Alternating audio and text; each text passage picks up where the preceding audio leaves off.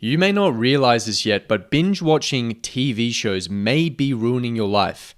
All of your favorite TV shows that you saw as just a nice little bit of entertainment, just a nice way to wind down at the end of a long day, may actually be rotting your brain. How do I know this? Well, I used to binge watch TV shows just like everyone else. I churned through Breaking Bad in about a month, and I completed about 3 seasons of Prison Break in a weekend. What I noticed after I finished those periods of binge watching is that I would be incredibly lazy, I'd be incredibly lethargic, and I just feel absolutely terrible. Everything seemed more dull, everything seemed more boring, and all I really wanted to do was just watch more. And this got so bad. It was so bad that I was actually told by a doctor that I had ADD. And that doctor gave me medication and told me, if you want your brain to work normally, you need to take this medication. Now, the truth was that I didn't actually have ADD. I just completely destroyed my brain from constantly providing it with this cheap dopamine.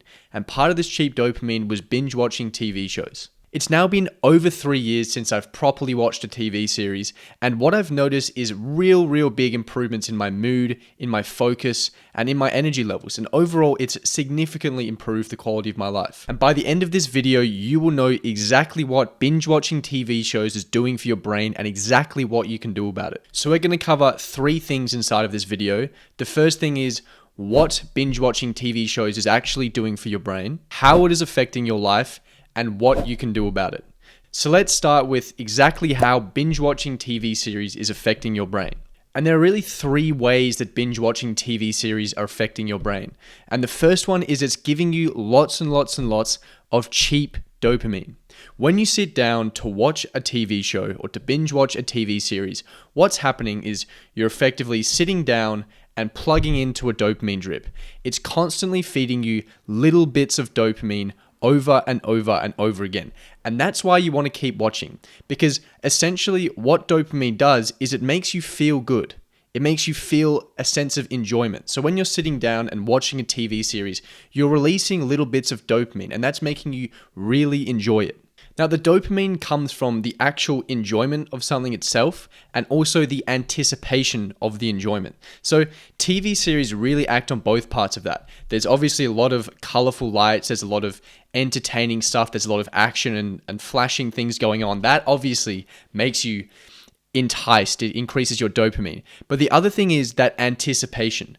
Now, what does nearly every single TV series have? Well, at the end of their episodes, at the end of their seasons, they don't end it by going, okay, and everything is great and everything is fine, and that's the end. They go, and something massive is about to happen, so make sure that you stay tuned, you lock into the next episode, because in the next episode, you're going to receive even more dopamine. And that is the cliffhanger. And you see a cliffhanger at the end of nearly every single episode, because that's how they get you to continue to watch over and over and over again. And that cliffhanger acts as that anticipation of a reward, and that itself actually provides a huge amount of dopamine. Now, what happens when we actually release these huge amounts of dopamine? Well, the purpose for dopamine in the first place, part of it is to actually act as a reinforcement mechanism. So every time you release dopamine, it's effectively your brain rewarding you for doing something. It's saying, good job, you did something, here's a reward for it. Now, dopamine, the only way you could really get dopamine, let's say 200 years ago, all the way up to 1,000 years ago, throughout our whole evolution, was to actually do something that was linked to reward, that was linked to achievement. So for example, 1,000 years ago, one of the only ways, or one of the best ways that you could have received the most dopamine possible was something like killing an animal to feed your family, or conquering a village. Something that required a great level of action. And the results, if you killed a family, hopefully didn't kill a family. If you killed an animal, for example, is that now you've just fed your family. Now you've just kept your whole family alive. Now you've actually kept yourself alive. So what your brain is going to do is release a huge amount of dopamine and say, good job, you did a really good thing here. I'm going to reinforce you to do more of that behavior. So now that you've received that dopamine, you're now linking an association between that good feeling and the action that you just did. Now, what's happened recently is that we've actually received all this achievement-free dopamine. I call it the cheap dopamine, but it's effectively receiving huge amounts of dopamine without actually doing anything. So what's happening is we're constantly reinforcing these behaviors that receive the highest levels of dopamine. But the issue is things like binge watching TV series is that all you're doing is you're reinforcing yourself to sit down on the couch and effectively just veg out for 2 hours, 3 hours.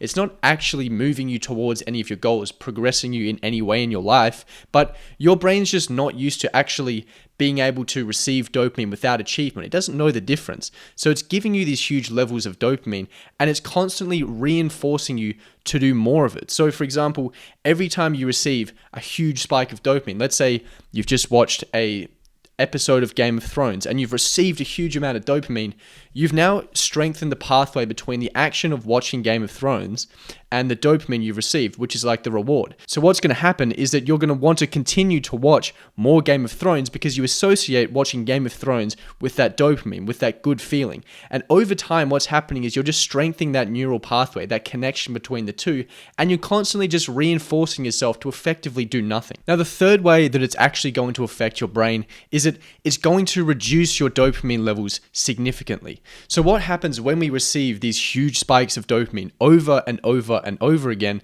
is that our brain starts to go, well, hold on a second. How have you killed 40 animals today? How have you conquered 7 villages? How have you taken down 7 woolly mammoths? Well, this is a bit odd. We need to bring your dopamine down for literally everything. So what happens is your brain is going to reduce your dopamine levels. It's either going to do that by reducing the amount of dopamine you release, or it's going to reduce the quantity and the quality of your dopamine receptors. Either way, effectively making you feel less good when you do these activities. So it doesn't just act on one specific thing. So for example, just because you've watched a huge amount of TV series doesn't mean that your brain is just now going to give you less dopamine for TV series. It's going to give you less dopamine for everything. So what happens when we receive less dopamine for literally everything? Well, it means everything becomes less enjoyable. Everything we do throughout our lives is less enjoyable. And what happens if everything is less enjoyable? Well, it makes everything more difficult. And what happens if everything's more difficult? You're not going to want to do the most difficult things. So if you wanted to go for a run, let's say you're trying to get in shape, you're trying to improve your fitness, so you want to go for a run. The person who really enjoys running is probably more likely to go for a run. The person who really hates running is probably not going to want to go for a run. And over a longer time horizon, you may be able to, famoose your way to doing a run temporarily if you hate it, but over a long period of time, the person who loves running is going to do a lot more running and they're going to get better results. And you can think about this with any actions that you need to take to move you towards your goals. If you're trying to grow a business, but you really hate every single bit of work that you have to do to get you there, it's going to be a lot harder for you to grow a business than the person that really loves every aspect of it. So what happens if everything is really difficult, if we find everything challenging because everything produces less dopamine, is we're going to go for the things that are easy. The things that we can get quick hits from, that we can get quick spikes of dopamine to make us feel good again.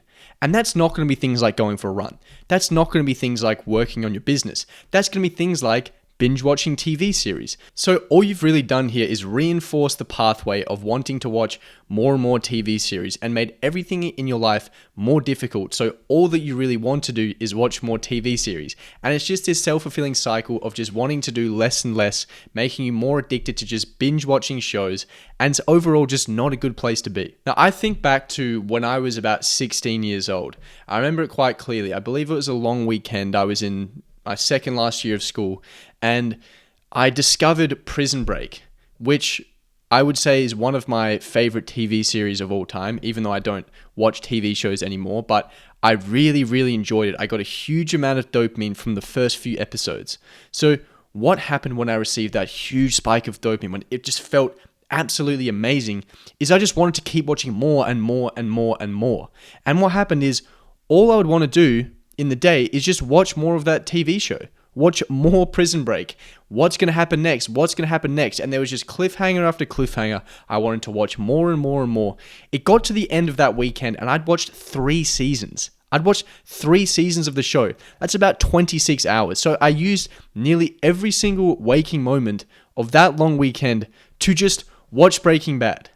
And obviously, it got to the end of that weekend and I had to go back to school. And guess what I really didn't want to do? Go to school. I didn't want to do anything but just sit in my bedroom and watch Breaking Bad. And this is an extreme example, but this is exactly what we're doing on a daily basis. When we go home, when we just plug the dopamine drip in, when we just watch the TV series, we're just constantly reinforcing ourselves to just want to do this because it's easy and it feels really, really good. Okay, so let's talk about how this is actually affecting your life. Well, I think there's 3 real ways that this is going to affect your life. And the first one is your motivation. You're going to have significantly less motivation. And to really paint the picture of this, I want to use the example of a study. So there was a study conducted where scientists would remove the dopamine from rats entirely. So they effectively produced zero dopamine. They severed some neural connections in their brain so they couldn't produce any dopamine at all. What would happen is those rats would just sit there in the cage and do nothing. They would place food on the other side of the cage to the rat, and what would happen is the rat actually just wouldn't have the motivation to even cross the cage, whatever 15 centimeters that was, to eat the food. Now, the scientists actually had to hand feed these rats to keep them alive. The rats that they didn't hand feed, they literally died of starvation. They had so little dopamine that they couldn't move 15 centimeters across a cage to eat food to keep themselves alive. They would literally rather die than walk 15 centimeters to get food.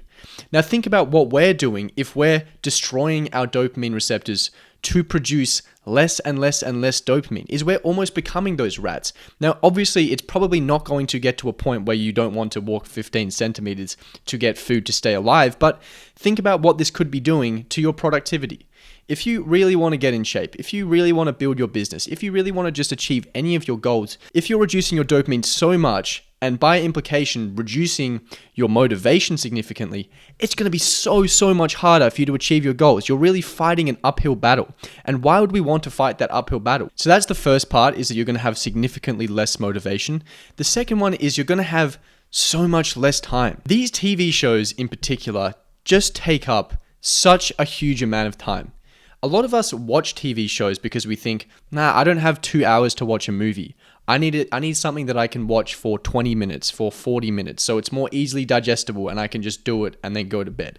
So what happens is you'll say, I don't have time to watch a movie. Let me watch this episode of Breaking Bad.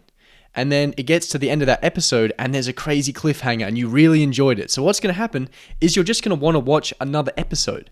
And then you watch another episode. And then you watch another episode.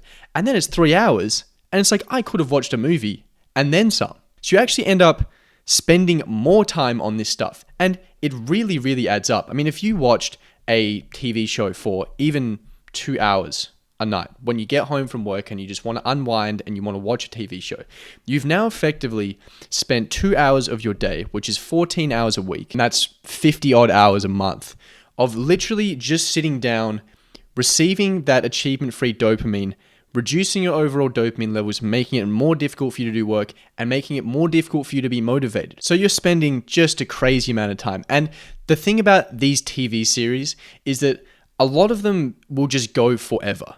I mean, the only reason that most TV series end is they run out of funding or people stop wanting to watch them. It's very rarely the case that they actually just go, you know what? This TV series is over. I mean, how many TV series are over 10 seasons long? Like, that's just an insane amount of time. And if you are plugged in that whole time to watch that, that's a huge amount of time that you're spending. And the last way that this is affecting your life, and I don't think many people talk about this, is that you're living your life vicariously through other people. See, the light bulb has only been around for 150 years. So we've only even had artificial light for 150 years. We're probably not even designed for that. We certainly weren't designed to sit down and effectively experience the lives of other people through screens. For example, if we're watching Breaking Bad, I've now spent, 50 hours vicariously living through a 50-year-old man with cancer who's become a drug pin. And we do this over and over and over again. If you're watching 2 hours a day of TV series, you're effectively spending 15% of your life living through other people.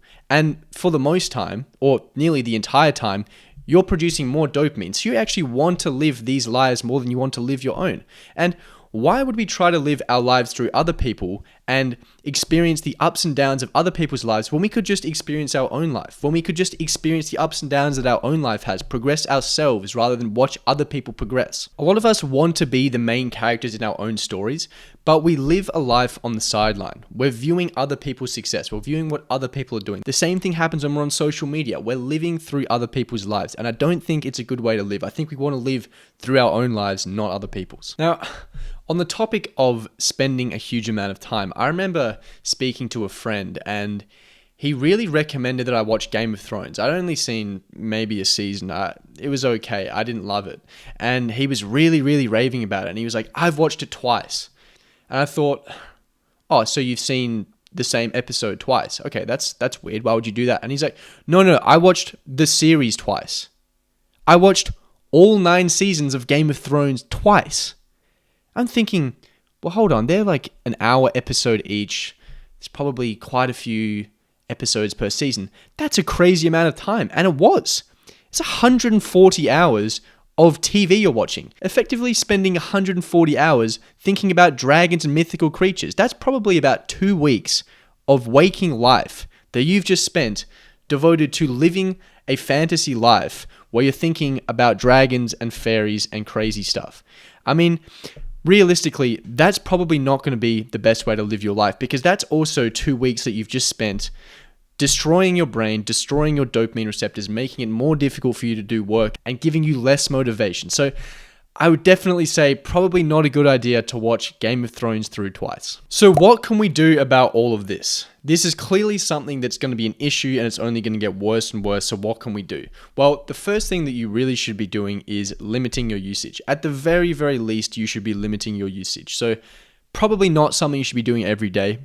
Maybe for an hour or 2 hours on the weekend. That's a more acceptable usage. But certainly if you're at a point where you're watching this every single day, you've just got to cut that down. And I think a lot of that comes from realizing that it's an issue, because most of us just think there's nothing wrong with this. There's no problem. And hopefully through this video, you can understand that there's actually a bit more to this than just sitting down and unwinding. This is actually destroying your brain slowly over time. So at the very least, limit your usage. This should not be something that you're using every single day. What I would actually recommend you do is to just remove it from your life completely. Give yourself 30 days and just say, for these 30 days, I'm just going to remove TV series from my life completely. And what you're going to notice by day 14 is that, wow, these TV shows really weren't improving my life at all. And I have significantly more mental clarity. I can focus on tasks for longer. I'm not thinking about random fairies and dragons. I'm thinking about what's going on in my life. I'm not distracting myself. So if you can get that out of your life for 30 days, I don't think you'll realistically ever want to go back. And if you do go back, you'll realize, my life was actually a lot better when I didn't have this in my life. So give yourself a 30-day period where you just say, I'm not going to watch this at all. And I personally think that is the best way you can go about doing it, because yes, you can reduce your usage, but as we've discussed, what happens is you're going to constantly be reinforcing that pathway of reward and action. And while watching less TV series is going to be good because you're going to get less spikes of dopamine, your baseline is going to come up a bit. If we remove it completely, we completely sever that connection between the action of watching TV series and the reward. And the more we can remove connections between doing things that don't move us towards our goals and rewards, the better we're going to be, because we can start establishing connections between actually moving towards our goals and the reward we get. And that is the sweet spot. That's where we want to be, where we're actually receiving reward, receiving reinforcement from our brain to work hard, to work towards our goals. That is, of course, going to be the end goal. And then the final thing that's going to happen if you remove this stuff completely is you're just going to have more dopamine. And as we discussed with the rat studies, is that if you have more dopamine, you are going to have more motivation. If you have more dopamine, things are going to be more enjoyable. And if things are more enjoyable, things are easier. And if things are easier, you get more done. If that work that you're trying to do is easier, you're going to get it done. And if you enjoy that work, that's a bonus. Same thing with the exercise you're trying to do, any goal that you're trying to establish in your life. If you have more dopamine, if you're reinforcing the reward between that action and the dopamine you're receiving, you're going to be far better off. Now, I really noticed this when I had eliminated every single form of artificial, cheap dopamine from my life. What I noticed was after about 2 weeks, I was going for a workout, and usually workouts are quite challenging, they're quite difficult, and they're not necessarily something you look forward to. But what I noticed was that I actually really started looking forward to these workouts. And when I was doing them, I was really enjoying them. Because before, when I had all of these big spikes of dopamine from doing nothing, when I had things like binge watching TV shows, when you go from binge watching Breaking Bad to doing a workout, this workout isn't going to be very fun. But if you remove these spikes, then actually doing things that are moving you towards your goals becomes more enjoyable. So when I started really enjoying my workouts, and it actually got to a point where the workout, the exercise I was doing was the most enjoyable part of my day, I realized, man, I'm really just living life on easy mode. How many people would love to be able to say, the best part of my day, the thing that I look forward to the most is exercising? I think a lot of people would really want that. And sure, some of you are going to say, oh, well, that just means you're living a boring life and nothing is going on. I can tell you right now, my life is far less boring than it's ever been, having removed every single bit of cheap dopamine than it was when I just filled my life, filled my calendar with cheap dopamine. So I hope there's some takeaways you got from this video, but this is why binge watching TV series is not going to help you. It could be really harming your brain. I definitely recommend that you try and limit your usage or remove it completely, but hopefully you got some takeaways. If you guys want to learn how to actually remove all of this artificial stimulation from your life, how you can actually dopamine detox to rewire your brain to love working hard, if you're really serious about it and you have goals that you're trying to hit, then you can book a call with us. I'll leave a link in the description below and we can discuss how we can help you to get to the point where you are loving working hard. Otherwise, if you got some value out of this video, please like, please subscribe, and otherwise I will see you in the next video.